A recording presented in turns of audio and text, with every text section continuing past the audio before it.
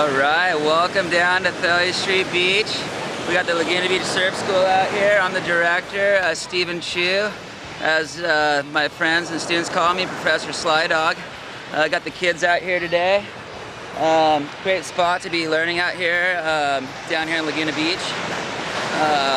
What else we got cooking out here? It's kind of small today, but throughout the summer we get a lot of fun little south swells. Good little scene, a lot of local kids come down here and surf. And yeah, our program's like an 8-week program, Monday through Friday, 9 to 2. A lot of fun kids, ages between 7 and 13 generally. We teach on these nice soft surfboards down here. And just a really fun little local scene down here. We got a little more experienced wave over here at the Thalia Reef. This little wave out here is called Hakama, which is Makaha backwards, because it's a real small little left-hander as opposed to the Hawaiian big right-hander over there on the west side. But yeah, fun little scene down here, and thanks for coming down, you guys. How long has this been going on for, Steve? This is our 7th year down here. I've been teaching for about 15 years, been surfing for about 30 years, and yeah, I grew up here in Laguna Beach. Great spot. Hanging out with people like my friend Ken Garcia here. Sometimes he comes down, jams it out on the guitar. It's awesome. How do you sign up for something like this? Yeah, you sign up through the Laguna Beach Recreation Department, and the real nice ladies down there will take care of all your registration, and yeah, bring your kids down. It's a lot of fun, and I mean, what better way to spend your summer than on the beach in Laguna Beach?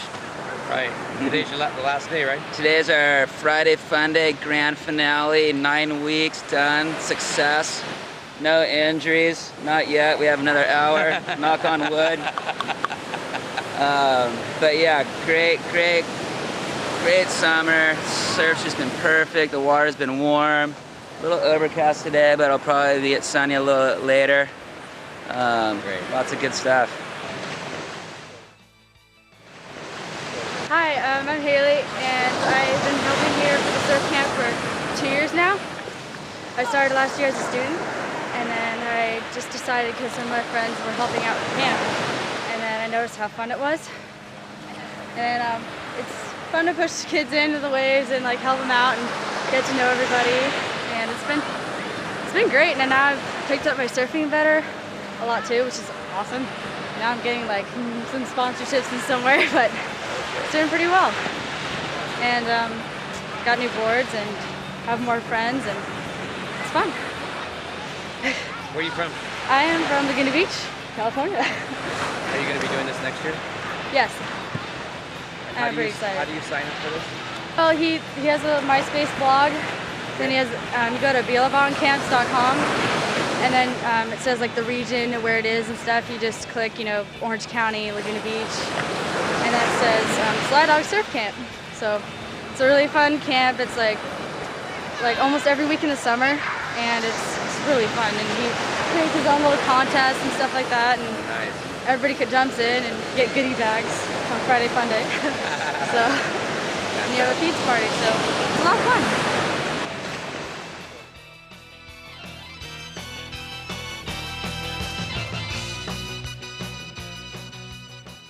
Down here in beautiful North Laguna Beach. Fabulous day. We're just going to head out on the water, do some kayaking, check out the marine life. Enjoy.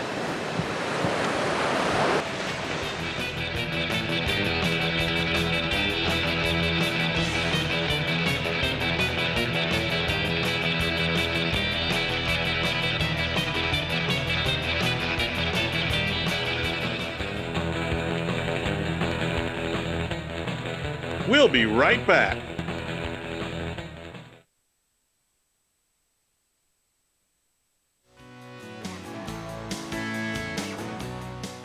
Next week, we'll continue heading south towards San Diego in our Honda Pilot for more surfing, beach parties, and fun, so make sure you come back. Special thanks to Dick Dale and Ken Garcia in preparing today's show.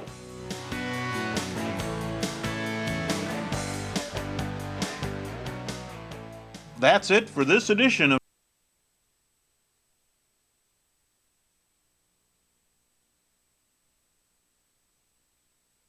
Garcia in preparing today's show.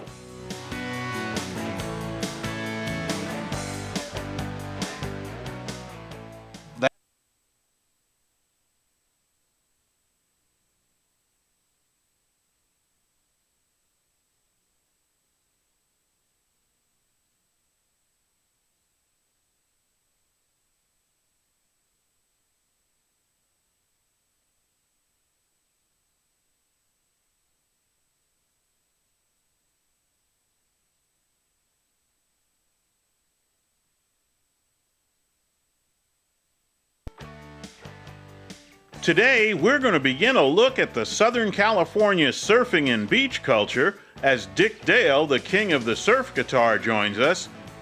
And we enjoy the sights from Santa Barbara to San Diego in our Honda Pilot. So sit back, relax, and let's hit the beach.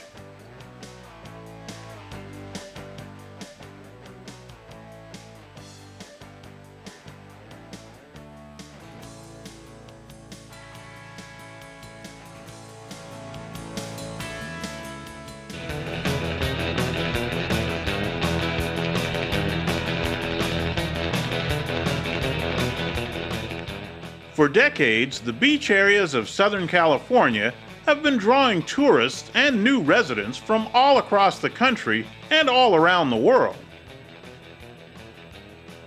With lots of help from movies, television, and music, the images of a beautiful, carefree lifestyle of surfing, beach parties, and just plain fun, the region is still a magnet for visitors in search of great scenery and the beach culture. The coastal areas also provide relief from the summertime heat for countless residents of inland Southern California who come for a dip in the ocean or just a stroll along the many piers or through the harbor villages. We explored some of the sights and activities along the coast from Santa Barbara to San Diego with our Honda Pilot, and here's a bit of what we found.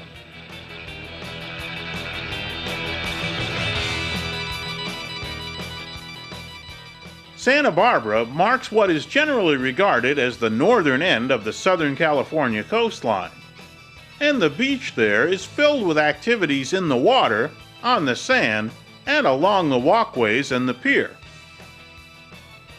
Red tile roofs and adobe-style structures rise along the hillsides overlooking the shoreline, while tourists and locals enjoy the beach and harbor.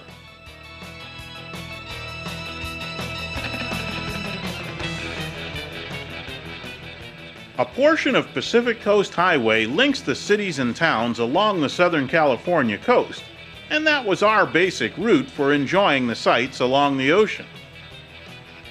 While the road moves in and out along the coast, in many spots it provides great views of the beaches and the water. You'll find busy harbor areas all along the route that are hubs of activities for restaurants, shops, and special events. Pacific Coast Highway is the busy main route through the famed celebrity-studded town of Malibu, north of Los Angeles.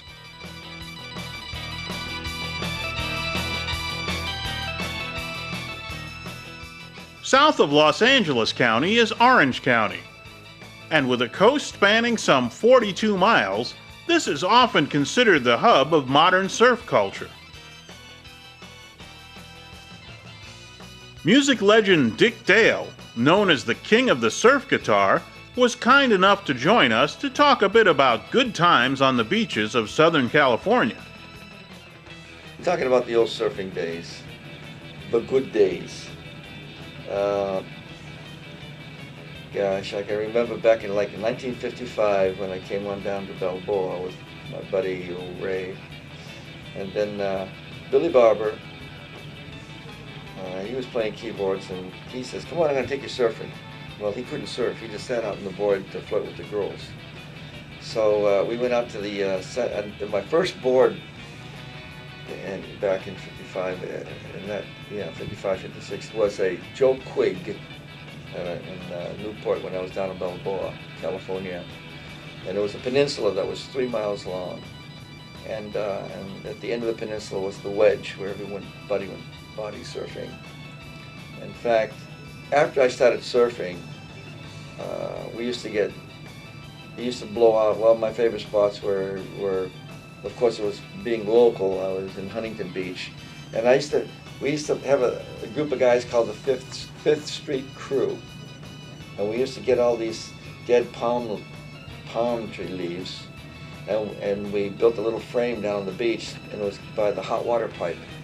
And as you were going down PCH, Pacific Coast Highway, it was a real nice high cliff, and then we'd go down, we'd just climb on down to the beach. And on the beach, we were there like 6 in the morning, 7 in the morning, and we'd make these, it looked like a Hawaiian shack with the dried up palm tree leaves. And we got some boards, and we even rent some out to some kids, stuff like that. And the little kids used to sit around the campfire that we'd make to keep warm, because in those days we didn't have wetsuits. And what happened was these little guys would they'd flip little caps into the fire, or it really peeved me off because they would break some glass, some bottles and things like that. So we used to call them Grimmies. I called them Grimmies. And I even did a song called Death of a Grimmy. And then we get out in the water, and I mean, we'd be sitting out there and it'd be so cold. We could look up on the cliff and see the cars going by, and people would have their fur collars and their coats on as they're driving to work, freezing in their car. And we'd be out there with no wetsuit, just banging on our thighs, and our legs were turning blue, waiting for the 9th wave and the 7th wave,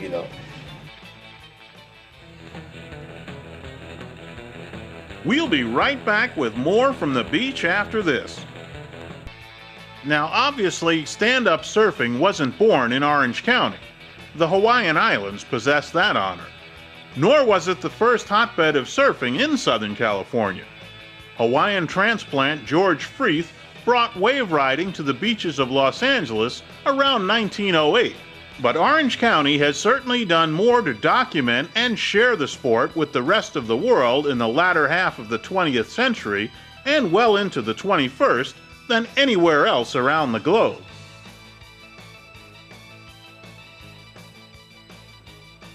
Some of the firsts associated with Orange County surfing are the county's first organized surf club, the Corona del Mar Surf Club, which was founded in 1928. The same year that the first official surf competition took place. Hobie Surfboards, the area's first full-service surf shop, opened its doors in Dana Point in 1953. Surfer Magazine, which is still based in Orange County, published its first issue in 1960. And Surfline, one of the world's most popular surf forecasting services, started up in 1985. Not surprisingly, Surfline, along with several other industry giants, call Huntington Beach home.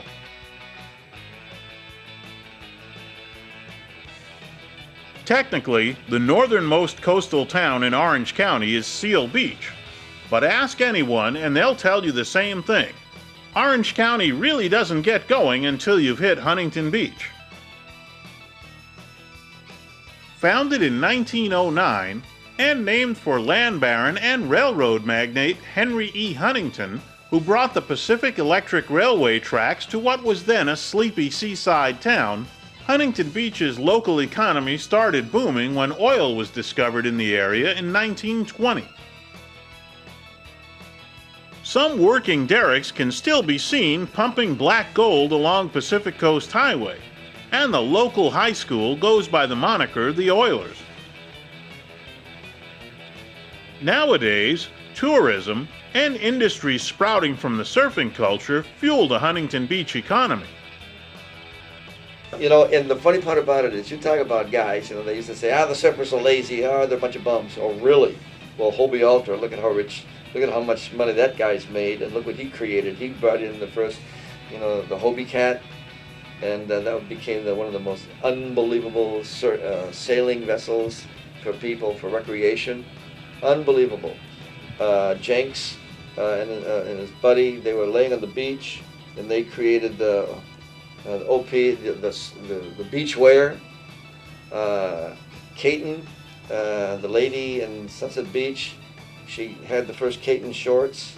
That everybody had to have a pair of Caton shorts. I mean, and because they would just dry off so fast and everything like that.